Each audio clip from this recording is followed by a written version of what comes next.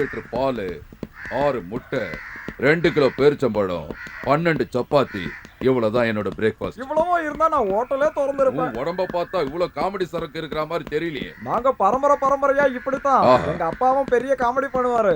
அப்பா என்ன பண்ணிட்டு இருந்தாரு? பஃபூனா இருந்தாரு. ஓடு. ஐயோ ஐயோ, வயசான காலத்துல இப்படி ஓட வைக்கிறாங்களே. டேய் வேகமா ஓடுடா.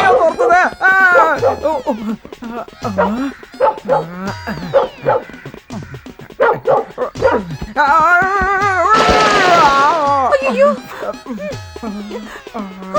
யாராவது ஓடுவாங்க. என்ன நல்லா சூடாகட்டும், கோழியை நல்லா பொரிச்சு எடுக்கணும். கோழி வேணாண்டி.